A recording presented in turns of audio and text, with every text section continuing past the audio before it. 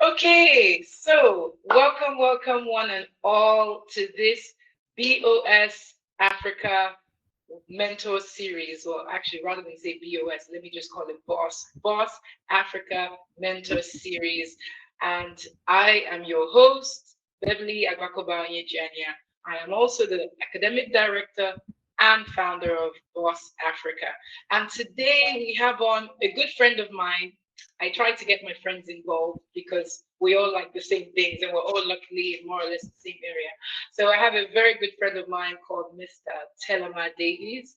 He likes me, he lets me call him Tel, but to you he's Mr. Telema Davies. And, he is a long-term comrade, associate, colleague, soldier in this sports business space.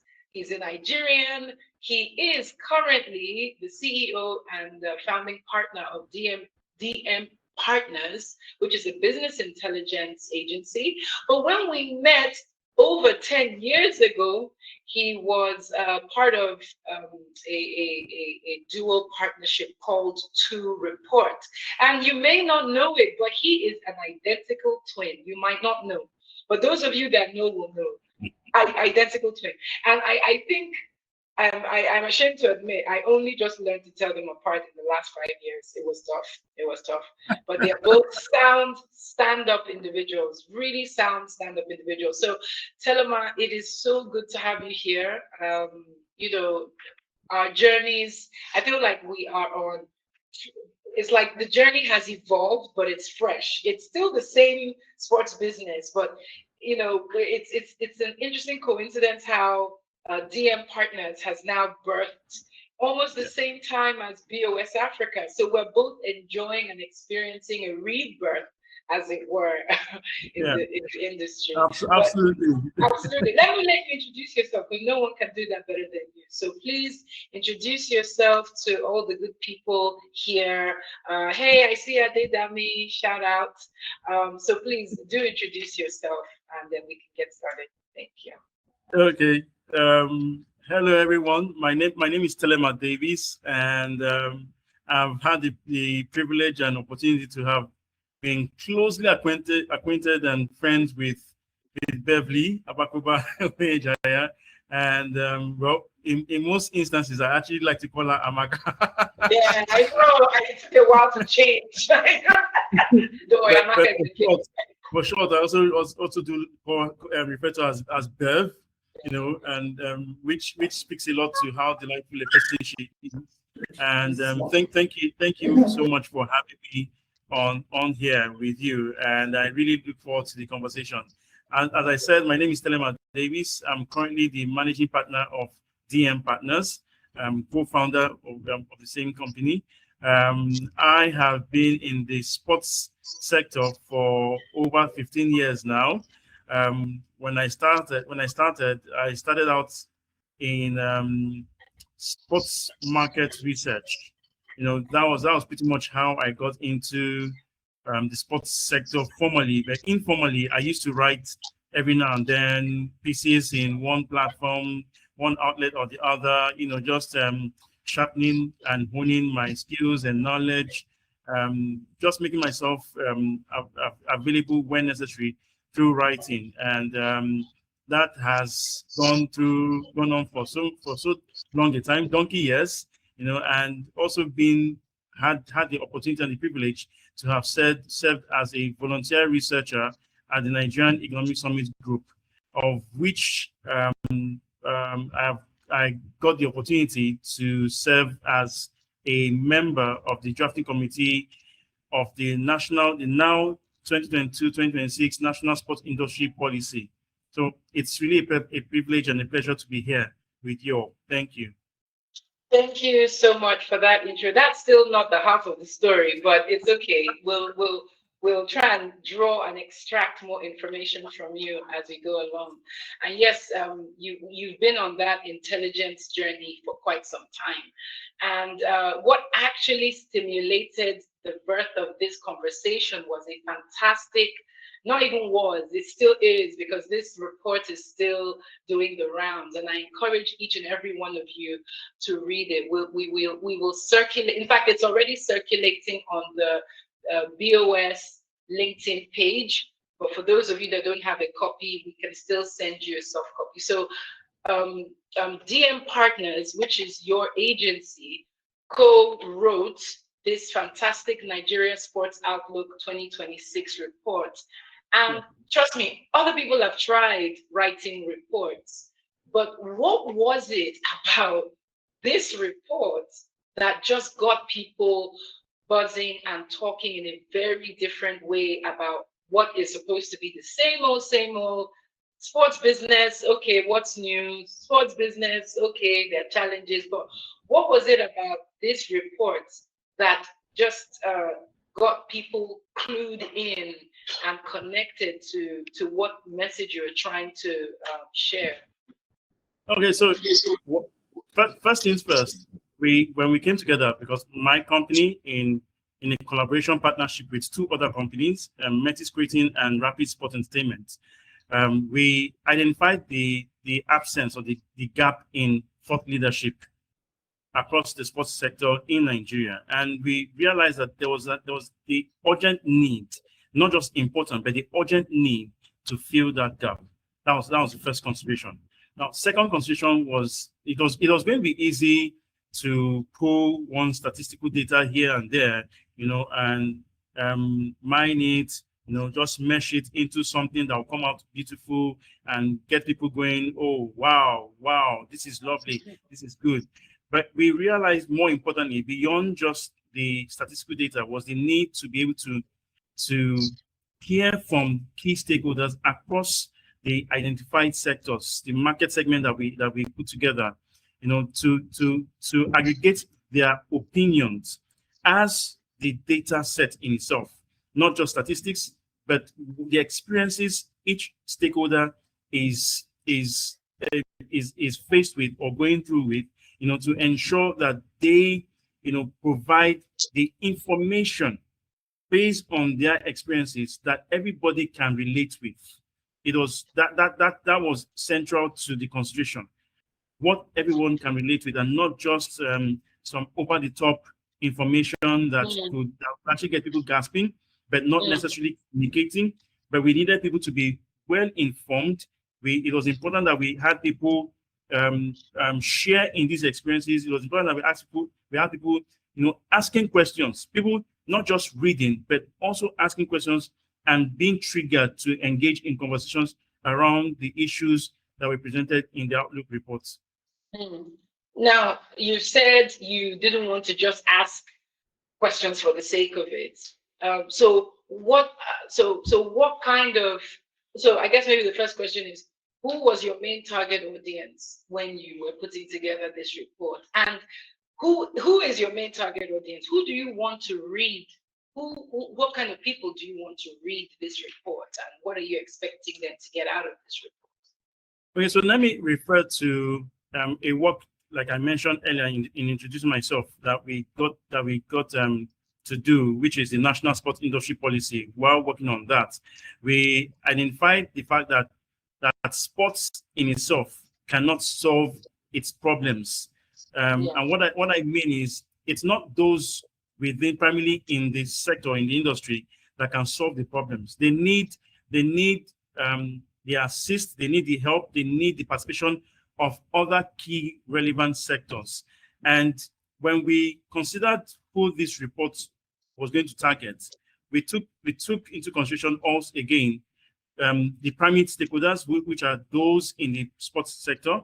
They will also consider those what we consider as non-key stakeholders, but who are relevant to the development of sports as an industry. From academics to law firms to people in commerce and industry sector, to people even in the private equity and venture capital space, DFIs. These were all in view. These were all in consideration. It was important that whatever they were consuming was relatable. It was in the language that addressed every concern, every thought, every issue that has before now been spoken about, but perhaps had not been aggregated in a document of this form. Right. Okay. Now, I just want you to pause that thought right there. I actually generated a poll, and I want people to participate in this poll, which will hopefully give us some content for the next part of the conversation. Now, I am going to start this poll for everyone. I hope you can all see it. And this poll says, how would you all rate the current level of business intelligence in African sports? I hope you all can see the poll. Can you please all just, take a vote, please? Please take a vote, because this is really fundamental to why you are also doing what you're doing. Business intelligence, data. Now, whilst people are busy responding to that poll, let me just check. Let's see if there are any results. Okay, let me read the results out. So the overall answer is weak and fragmented. How would you rate the current level of business intelligence in African sports? And 57% said weak and fragmented. 3/7 said moderate but inconsistent. So that's very telling. And are you surprised by these results? Oh, absolutely not. No, I'm not. I'm not surprised. I'm not surprised. It speaks to the fact that look, there are a lot of people are doing so many things, across the continent in their different spaces, and we won't hold them to ransom, for what they attempt to do. But where we have a challenge is when there are no single or sufficient, adequate sources that provide valid and valuable information. What can be used now, when we speak of the sector as it were, it's important for us to consider that we're looking at it through a commercial lens. Yes. And as such, that position, that perspective has to inform the kind of information that should be made available, and the kind of information that people should be ready to consume, and the kind of information that people should be ready to act on. That's also important. So it's we have this information. What kind of decision is this information going to help a person make? What kind of data is this going to, how relevant is this data going to be to a person's business? Is it going to move the person from point A to point B, or if you just have the person remain static? So it's no surprise, to hear the result of the poll. It's the fact that really there's a hunger for such information. However, people want reliability. People want something that they can depend on, and speaks to the need as well as the outcome that many people are desirous of.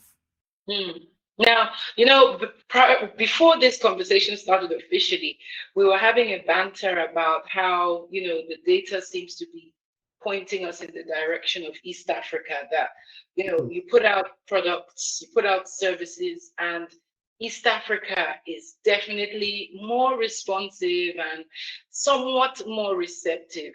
Now, what does one do with this data?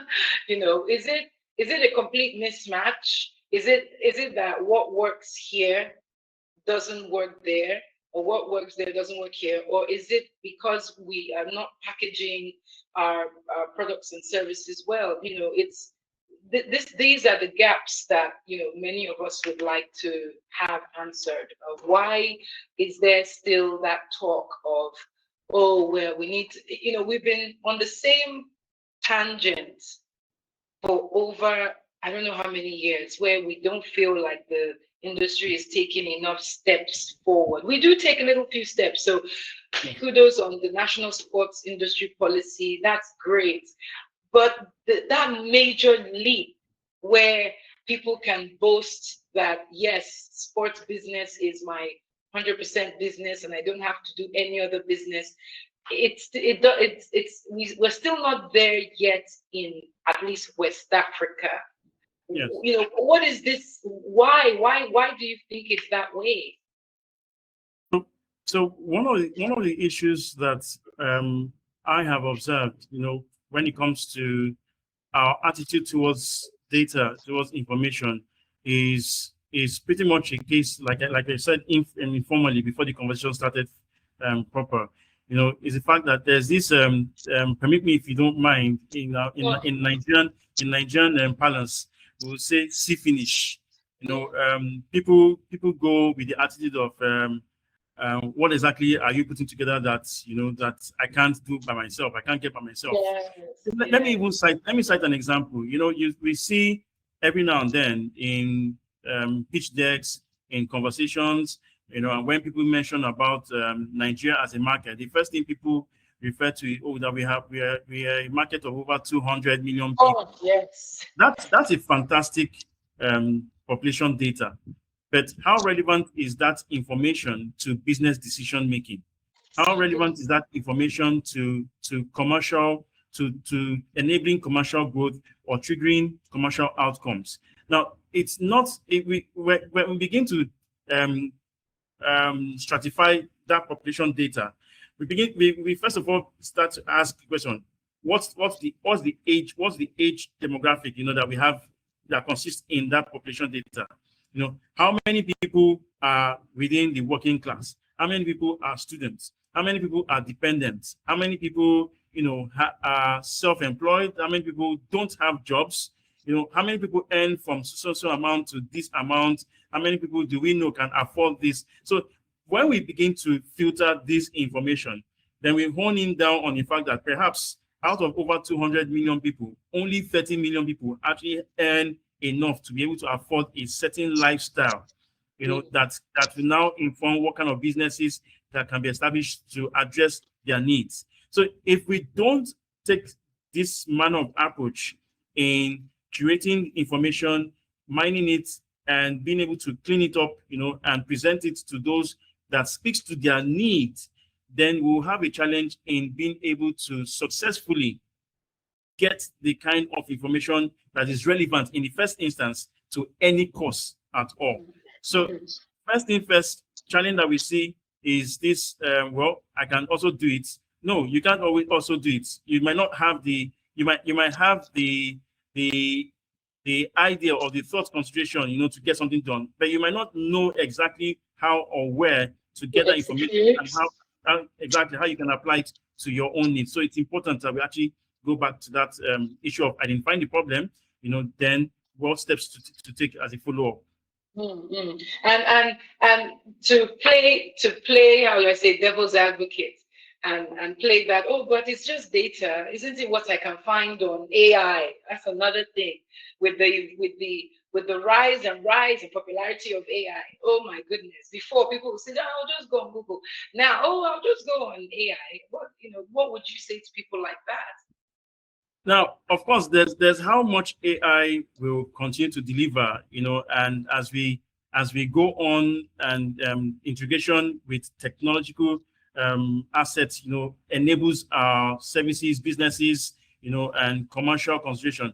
It's important for us to realize that, look, AI does not necessarily feel the pulse of humans. AI cannot say for certainty that this is where this person is, and this is the emotion this person is expressing at this moment in time. It is important for us to be able to understand that there's a role that AI can play in helping us to aggregate what we have collected and helping us to clean it out. So it's very important for us to know that AI will always have a role, but it does not in itself, leave out or provide in itself a situation where you just leave every single detail for AI to deliver. No, there are aspects that are human in form. That we need to be able to put together.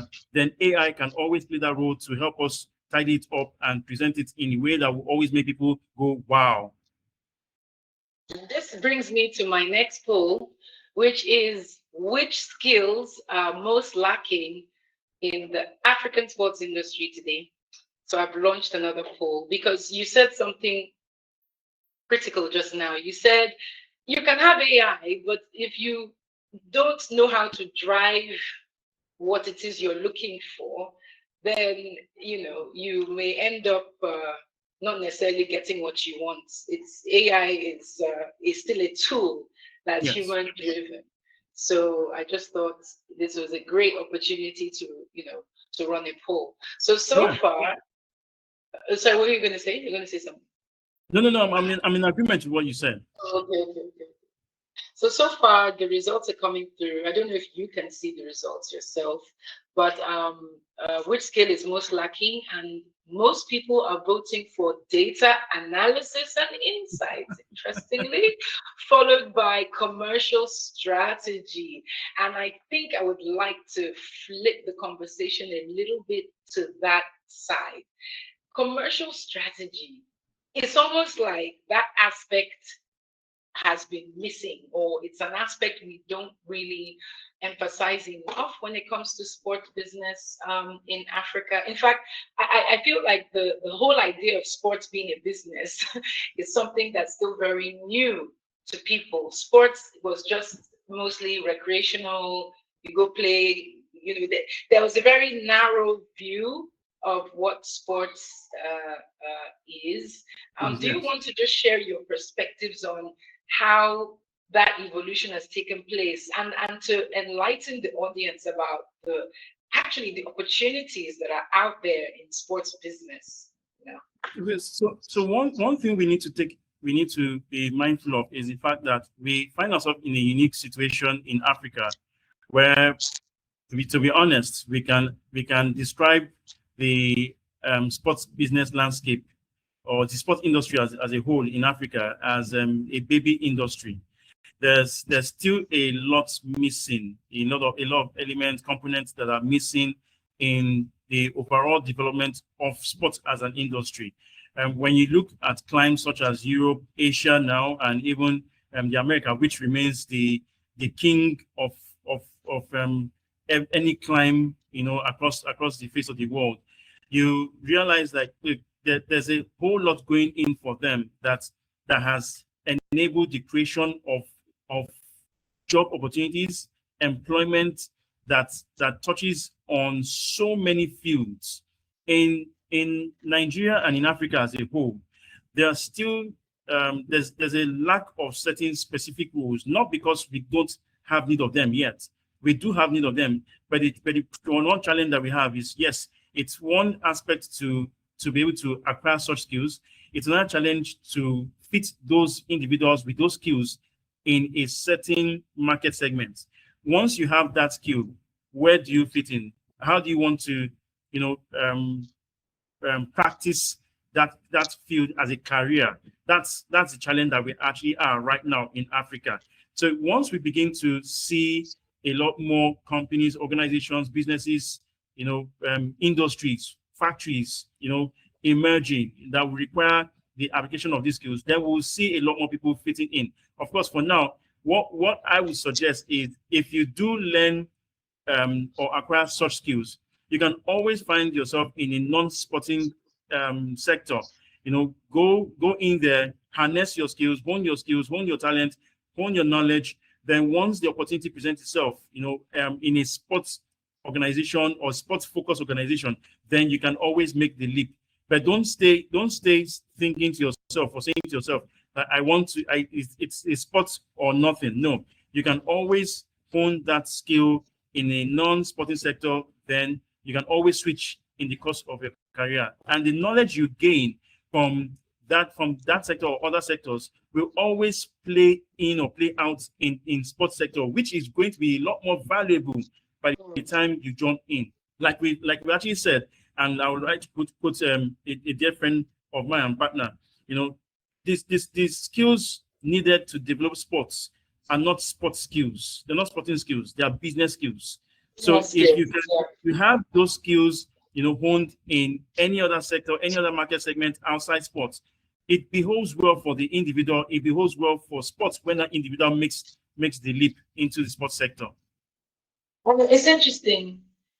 Oh, sorry, let's wait. Okay, it's interesting what you said. Yeah, the emphasis on it's not sporting skills. Like you don't need to play football to be a football exec, and that's something that we need to try and emphasize. But have you noticed that in some very high level exec roles in maybe global sports bodies, they tend to poach people from other industries. Like they'll bring in Absolutely.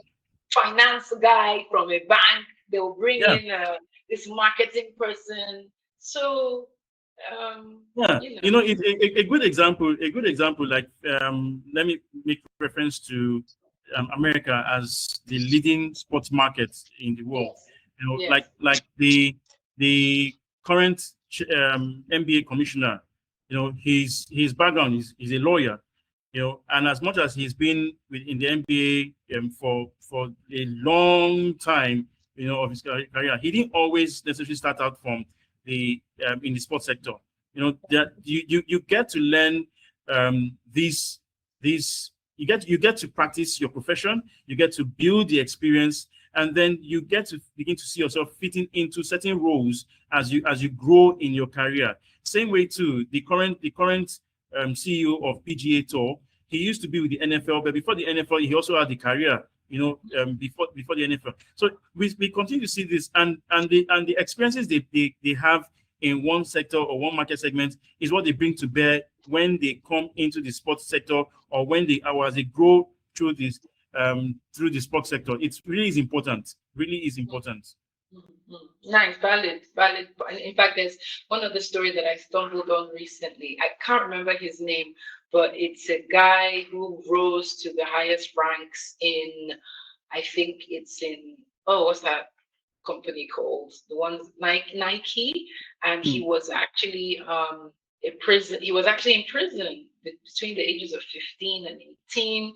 A black guy, and his story was so fascinating because he, was in sales and marketing across so many different major organizations before ending up in I think it's Nike, and hiding his background, being in prison and all that, which he thought was going to, like harm his reputation. But in the end, he Yeah. decided to just let people know, look, I'm in my 50s now. This happened a very long time ago. People can. People can change, people can grow. And it was just interesting how, he ended up in a sports organization, and sports is meant to be, it has those values of, the character, the Yes. person, Yeah. So I thought Character that was transformation. interesting. Yeah, character. I thought that was really interesting. So, I mean, again, we've been leaving money on the table for decades. What do you see, like, in the next 2 years as being instructive for all of us to position, to really begin to, get a good share of, what's going on in the African sports business market? So I would say that first things first. You know, from a um, data perspective, every single role now requires one knowledge or the other of data. You might not be the primary aggregator of data, but you need to know how to acquire data and how to apply that data. In it's unfortunate, or it is sad rather, that when it comes to paying for data, not many people are inclined to do so. Like we mentioned earlier, there's this condescending attitude that many people have towards the acquisition of data, towards the purchase of data, towards even engaging consultants for data purposes, particularly in the sports sector.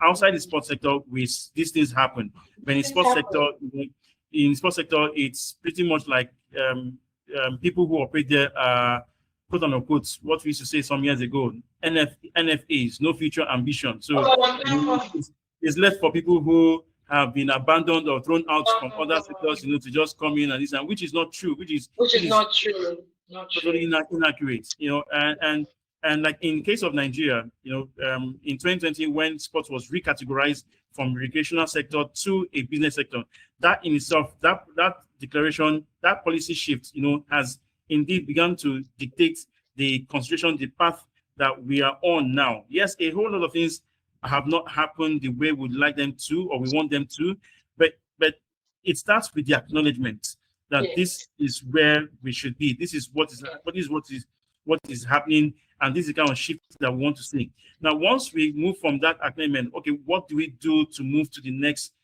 stage, to the next phase? Pretty much like what we did with the Outlook report. There's a definitive pathway that we believe that the sports industry should follow, but it starts with the information, providing information, being able to aggregate the concerns of stakeholders, then the solutions also being profiled, and how best to aggregate those solutions, put it into a form that is relevant to the stakeholders, to the key stakeholders that need such information, and that can apply the information towards a specific outcome. So every one of us will always be data consumers, every one of us. But we also need to know that we can also be data aggregators and know how best and how well to use such data to achieve our goals.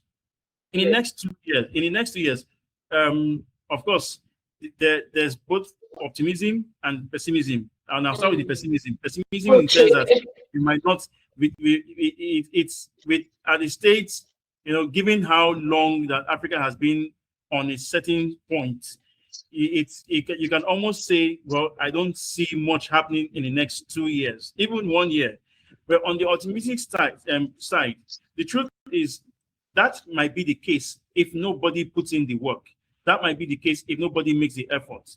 What we did, in putting together the Outlook reports was not because someone engaged us or someone actually acquired our services. No, it was because we identified a gap in thought leadership, in knowledge, and we saw, and given our experiences, given our background, we realized like, look, why not come together and put together, or rather make a documentation of these events, of these activities, then put it into a form that is digestible, put it in a form that anybody, even children, will be able to look through. They might not understand all the words that are used, but they will definitely be delighted at what they see, to be able to engage with the product a lot more. So it really starts with people need to put in the work, people need to be ready to participate, people need to get ready to get involved, so that they're not leaving anything on the table. The one reason why, yes, there's a whole lot of money being left on the table when it comes to business intelligence is because if you begin to ask, or you start searching for the information relevant, you might not see it. You might not see it. But when you get involved and you do the work, and someone goes online to search for that information, they are likely to see it. And it might not be in the best form, but the fact that you put together an information, it's like you go online, you go to Google, or you even put a prompt to any of the AI tools, and you ask for certain information, and they give you back, of course, based on what you've entered, but it's based on aggregation from across various sources that they present to you. So it's because someone has done that work. Someone has done the work, exactly. And bring that together and present it to you. So people need to do the work to be able to make data intelligence available, reliable, and dependable. And also, very important, commercials. Like, we need more people to do increasingly commercial work. We need to really raise that commercial profile. All of us. Very important. It's so important so that we can attract these investments that we're looking for. Even forget investments, just collaborations. What we're doing now is the collaboration. One person has done the work, you've done the work, we're coming together to talk about the work we've done. It's something. I remember some a while back, not too far, one of the platforms we got to meet that was youth focused, youth sport business summit, if you do recall. We've been on this for ages. Youth sports business forum. And one outcome from that summit, which I would never forget, was the fact that collaboration is the new competition. What went into the Outlook reports was born out of collaboration, and the result, even the benefits is also going to be consumed as a result of collaboration. So Absolutely. even if as a person you might have the knowledge of how to do it, you might just need to identify somebody who has the access, and you work together to put something together, and present something that is born out of collaboration to make something work. We just have to put in the work to get the results that we're looking out for. Agreed. I can't agree with you more. We have a lot of people, and I want to find out if any of them have any questions. I know there's one question so far, but this question was posted at a point. This is by Grace, and she's asking, what measurable strategies can you recommend in order to close the gaps? You were talking about this in the earlier part of the conversation. I don't know if you can remember, but she's asking what measurable strategies you can recommend in order to close the gap. So if anybody else has any, um, if you want to raise your hand, if you want to ask him a question directly, just have the mic. You can do so by all means. If you want to interact more, but otherwise you can answer that question. What measurable strategies? Yeah. So one measurable strategy is to identify where you are at any point in time. And what I mean by that is, do you need knowledge? Do you need skills? Mm, Do you have it, or do you lack it? If you mm, have it, how do you harness it? If you lack it, mm. then how do you gain it? How do you earn it? How do you acquire it? That's the first place to start from, because you Yeah, can't just get into something that you have little understanding of how best to use it. You need to have it. If at all you do, if you lack it, you need to acquire it. Then the next step is, where can I apply this knowledge, these skills? Like I yeah, mentioned, it doesn't have to be in the sports sector. It can always be in a non-sports sector. Go in there, harness your skills, learn the trade, learn the work, do the work, or as we say in Nigeria, show workings. show Then from workings. there, you can always transit from that sector into the sports industry, depending on what stage or what form of growth the sports industry in your home country is. Because if it's not well developed, of course, at the early stages you might struggle, you might find it difficult, but that means it's an opportunity for you to be set forward as a reformer. And Mm, which is the case in other climes. Maybe the stage of development has gone a bit further. yes, It's it's different. just a matter of how to identify if there are organizations, if there are, and let me also say this: it will not hurt sometimes to go in as a volunteer. Some organizations might not even have what it takes to pay you, but they True. need people to do the work. So it might not hurt to go in as a volunteer, and that might just give you 1 foot in the door. In fact, 2 feet in the door, to be able to get in, and become a major player over a period of time True. eventually. So it starts with True. identifying at what point you are. Do you have the skills, or do you lack it? What do you need to do if you have it? What do you need to do if you lack it? Then Yeah. what channels are available for you to be able to go through, to apply the skills and the knowledge. That's where it starts. Yes. That's a very good start. Do your assessment first. Be honest about where you are and what you're trying to achieve, and then Yes. how to bridge that gap. Yes. I'm wondering. I have something I want to pose to you. Okay. I had asked you if are there any plans to do an Africa-wide version? Because I kind of in my space, I'm seeing a lot more willingness between African citizens to work together. Thank goodness this has found this renaissance. It took a long enough to happen, but finally we see less resistance from Mm. African nationals to work together. And imagine what can happen if your efforts are multiplied across the continent. So I'm Yes. wondering, would that make that data would that make that data like challenge a lot harder when you're trying to work across African countries, you're working on projects, sports initiatives? Does it get a lot tougher, or No. just So interestingly, I think it starts with the attitude of individuals or groups in concern. For instance, we have people who might just want to be the sole source of generating information, data, and make it available. I would say it's made easier when there's a collaboration flow, across regions. And speaking to what you mentioned, the fact that there's a lot more interest among Africans to work together, to come together. I think we must give credit to Donald Trump, and the geopolitical impact of his attack on Iran. Oh, absolutely, absolutely. As much as that is, it's a terrible decision that was made, and I'll be very honest, it was a terrible decision made. But if you actually get to see what's happening across Africa, African governments, are becoming more decisive thanks to the whole increase in trade tariffs, and other international diplomatic decisions have been made that looked initially as anti-Africa, but it's actually turning out to be to our benefit, because now we realize that, look, we are the only ones that can make things happen for ourselves. And the beautiful thing is that increasingly we have the talents. We have the talents. It's no longer about inviting one white person or one European or even an Asian to come in here. Of course, we still have the Chinese in our background, but it's not so much about the fact that, yes, we want these people to come and make it happen for us.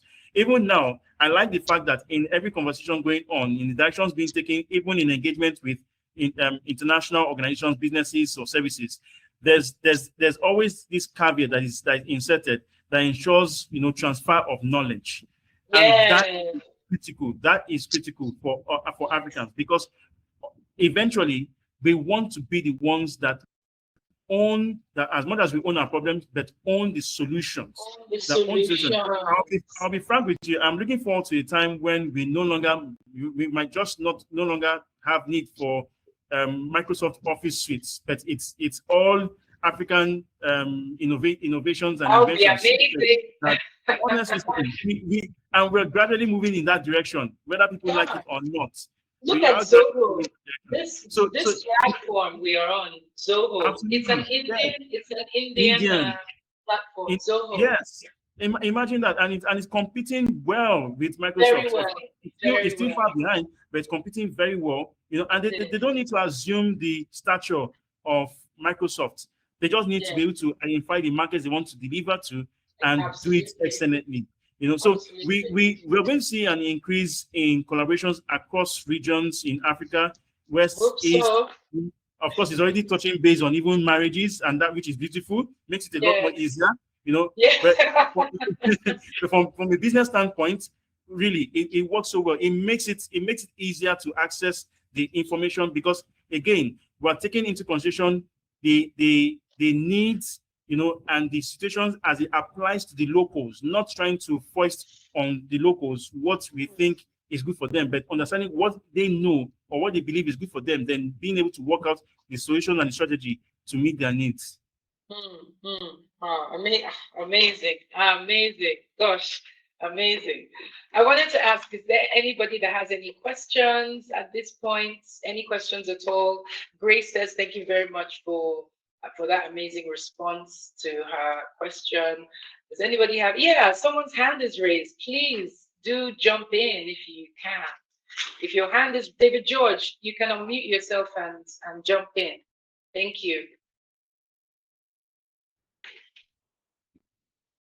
Hi, David. You can unmute yourself if you can. Okay. He's not responding. But okay. I'm responding. Responding. Hello, David. Hello. My question is. Yeah. Go ahead. My question is, he was talking about those top administrators in football organization or sports organization. He was talking about being knowledgeized in terms of maybe legal issues or economics, so as you can earn a position on the top the sports business organization. What about us who are aiming to take a Masters of Sports Administration, who aim to be administrators or in the governance of sports organization? What about us? Okay, did I get you correctly? So Should we you go to study legal issues for sports, or should we get focused on commercial issues focused on sports business so as to be top in the organizations? okay? I think I understand. I'm telling you, did you get it? I, Or let me. I think I got it. First thing, let me clarify. I never spoke specifically to sports administrators. I spoke entirely to everyone, even if you're a front office desk officer. You know how that it is important that we all know how to aggregate data and how to apply the data. Now, if for anyone who is coming into the sports industry, you know, to practice a career, look, even at master's level, there has to be a Yes. commercial element in what you are learning. It's no longer Yes. just come, you know, administer, you'll be able to put together documents, you know, and oversee one activity or the other. No, what's that? Because we're moving into a phase of the sport industry where we are beginning to restructure what sponsorship should look like. Now, if we don't know how to engage in conversations that that would lead to restructuring or sponsorship, or look to seek or acquire sponsorship, it's going to be difficult for you to even get the best from the engaging company or the engaged company that is coming on board as a sponsor to an activity or an event. So there's going to be in every facet of learning, there has to be that commercial knowledge. There has to be. We can no longer run from it. We cannot run from it. If we run from it, then you're only putting yourself in a tight spot. But you need that knowledge, because in order to speak to the financiers, so to speak, you need to learn what they understand. You need to learn what they know. I need to learn how best to communicate with them in order to get the best for what you are doing in the sport industry as a whole. Okay. Okay, I got you. So your answer in a short form is we are supposed to aggregate all kind of knowledge, include legal issues, financial issues. No, Yes. no. If, if, Okay, I got you. if I got you. it's not a case of jack of all trades. You know, Yes. that's not the case. But when necessary, any information, any knowledge that you know will be beneficial in the application or practice of your career, why not? Go ahead. It's to your benefit. It's to your gain. I got you. I got you. I mean, I can put in a little plug here. Just a little plug for my Thank you institute, so much. BOS. David, just before you go, I have to put in a little plug because my guest has given me the landing pad to do that. So, yeah, we do offer courses that actually cover a little bit of different things you should know. We have a sports business administration course, interestingly. So you Yes. should check out our website, www.bosinstitute.com. And the great Yeah. thing about this community is you have access to great people like our guests here who come in, periodically just to share their knowledge and talk. And we have the courses which are structured. So it's like best of both. So yeah, you should check it out. So yeah, I just thought I'd drop that in there. But yeah, does anyone else have any questions? Very good intervention, David. It's good. I mean, just like our guest said, the onus is really on the business itself. So maybe not wholly on the officer. An Yes. officer working in a sports business should focus in their area where they are hired. But I guess if you're an entrepreneur, it behoves on you to have a business that is covered legally. So you make sure you're working with the right legal consultants. You hire people like Mr. Telema of DM Partners to do some business intelligence for you, right? You hire the right professionals or work with the right professionals to help your sports business. But it's little by little by little. It's not Rome wasn't built in a day. But Ayomide Owolana wants to say something. Please, let's invite you. David, you can mute yourself, okay, if you don't mind, Mr. Dave. Ayomide Owolana, please, you are invited to share. Thank you.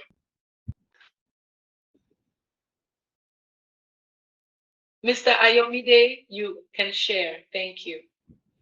Your hand is raised. Maybe he's trying to say something.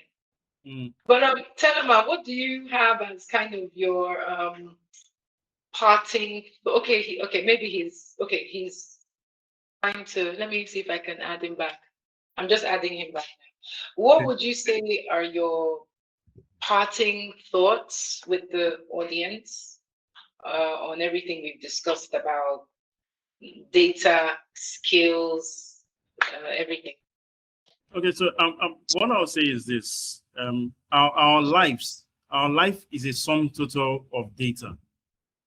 The food we eat, what we wear, how we engage, interact with our neighbors, with our community, our workplaces, school, religious institutions. Our life in general is a sum total of data.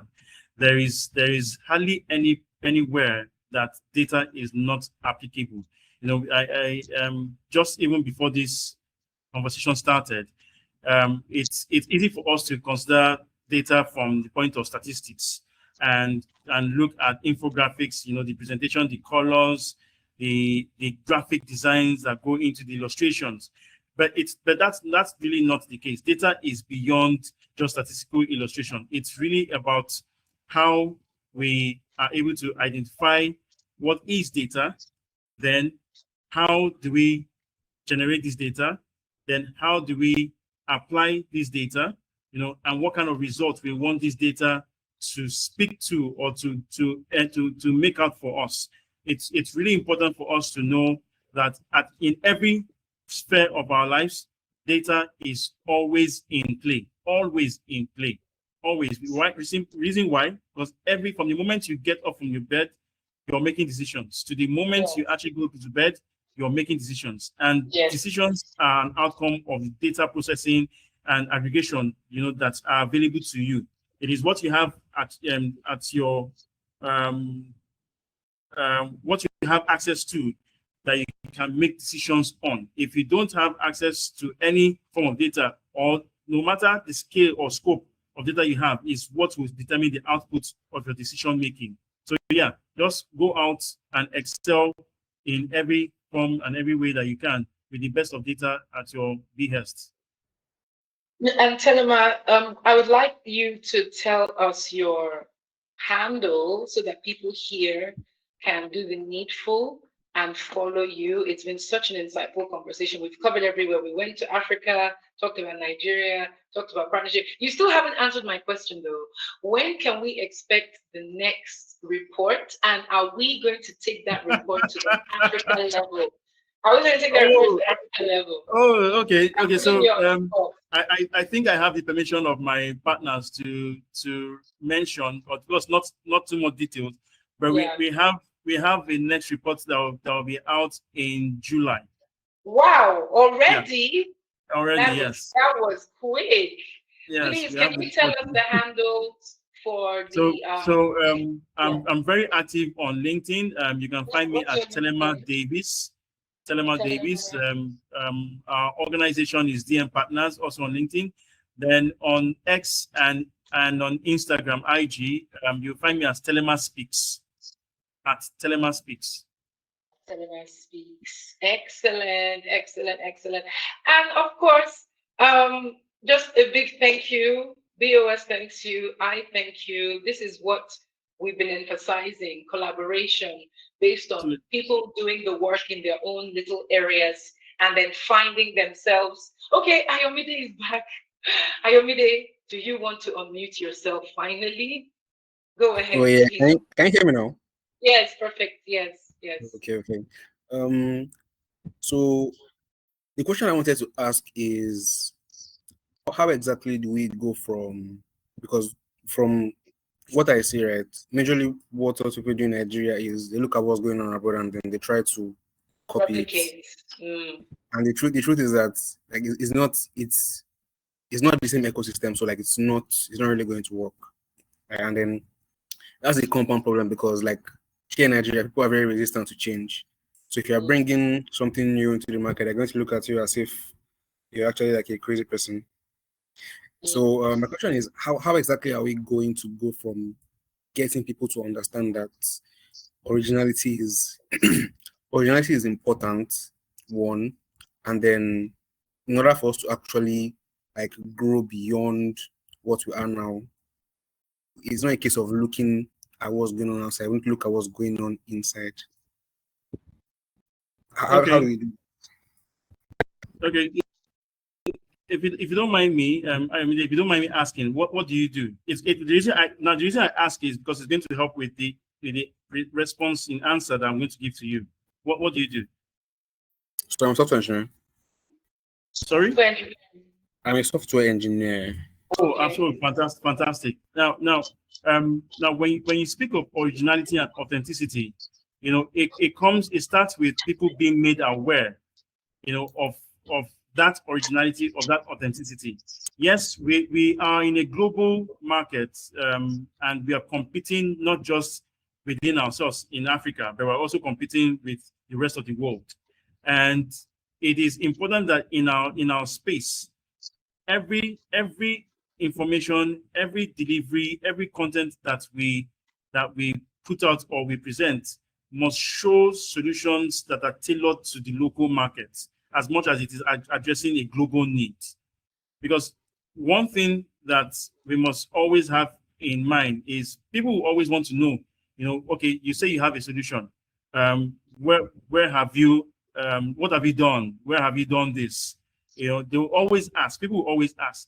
Now, if your solution does not address the need, as it were, of the local market, then on the global market, people will definitely question how certain that you are that this is meant to address their own need or is going to address their own needs when presented. So you need to take into consideration the fact that you have to stay well within what is your service, what is your content, and the information. You keep growing in the information access that you have or you choose to have, that helps you to connect with what's going on around you and how you can apply it not just around you but even on a global scale. It's very important that you actually take these steps. Did you get all that? And I wanted I thought you were going to add the database, because when people, to Ayomide's point, your name is Ayomide, isn't it? Yeah, to your point about lack of originality, people just want to copy and paste. It may not be their fault, it could be just lack of ideas, but people forget that there's people like Telema, DM Partners, they do business intelligence.